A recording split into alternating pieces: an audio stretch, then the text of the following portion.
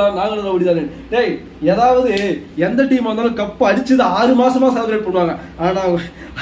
ஆனா உன் டீம் மட்டும் தான் 6 மாசமா தலைவர் வந்துட்டு 6 மாசம் கழிச்சு செலிப்ரேட் பண்ணுச்சு. உன் அட்மிட்ட போய் கேளு, எங்க இருந்தாலே தெரியாது. புரியுதா இல்லையா? சரி, இவ்வளவு செலிப்ரேட் பண்ணி எல்லா டீம் என்ன பண்ணுவான், ஐயோ கப் வாங்கிட்டோம், அடுத்த வருஷம் நம்ம என்ன பண்ண போறோம்னு யோசிப்பான். புதுமையா ஏதாவது பண்ணாம, ஐயோ வேற மாதிரி ஏதாவது பண்ணாம. உன் டீம் என்ன யோசிச்சுட்டு இருக்கா ஓனரு, எவங்கிட்ட தரலாம் இந்த டீம்னு யோசிச்சுட்டு இருக்கா. புரியுதா? சரி, அதை வாங்க ஆள் இருக்கான்னா இல்ல. ஏன் இல்ல? சரி, ஆசிபி ஒருத்தா, ஐயோ ஆசிபி இருக்கான், ஒருத்தான டீம்னே வச்சுக்க.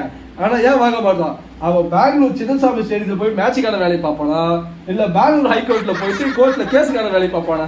இவ்வளவு மைண்ட் டார்ச்சர் நீ உண்டாக்கி வச்சிருக்க. உன் டீம்லயே 1008 பிரச்சனை. புரியுதா இல்லையா? எவன் உள்ள இருக்கா எவன் வெளியே இருக்கான்னு அவங்களுக்கே தெரியல. அதாவது எவன் உள்ள இருக்க ரிட்டைன் இல்ல தல, அது எவன் உள்ள போவா எவன் வெளியே வருவானே தெரியல. எது பெங்களூர் ஹைகோர்ட் உள்ள தீர்ப்பு உறுதியாச்சுனா. ஸோ அவ்வளோ பிரச்சனை அங்கே போயிட்டு இருக்க பட்சத்தில் நீ உன்னை பற்றி எவன் இங்கே பேச போறான்? நீ ஃபர்ஸ்ட் டீம் ஓனர் யாரை முடிவு பண்ணிட்டு உங்க கதை தெரியுமா? உனக்கு இன்னொரு கதை. உன் டீம் பேர் என்ன தெரியுமா? ஆர்சிபி நினைச்சிட்டு இருக்க. பிசிஆர் பெங்களூர் தான் ஸ்டார்ட் ஆகும். அப்புறம் வேளாங்கல டீம் வித்த பிறகு தான் ஆர்சிபி. அப்புறம் லோகோ வேற மாதிரி தெரியல. அப்புறம் எந்த ஜோசிக்காரன் சொன்னா தெரியல, லோகோவும் மாத்தி போட்டேன். புரியுதா? எல்லாத்தையும் மாத்தி மாத்தி மாத்தி தாட்டா நீ ஒரு மாதிரியா வந்து நிக்கிற. நீ வந்து என்ன நீ வந்து எங்களை வந்து கலாய்ச்சி விட்டாரான்ற மாதிரி பேசிட்டு இருக்க. புரியுதா இல்லையா? அதனால என்ன ஏகநாதன் ப்ரோ, நீ இவ்வளவு வன்மத்தை கக்க மாட்டியே, என்ன திடீர்னு இவ்வளவு வன்மமா போயிட்டு இருக்க அப்படின்னு கேக்குறீங்க. நம்மை பற்றிய டாக் தேவையில்லாம பேசுறது. புரியுதா இல்லையா?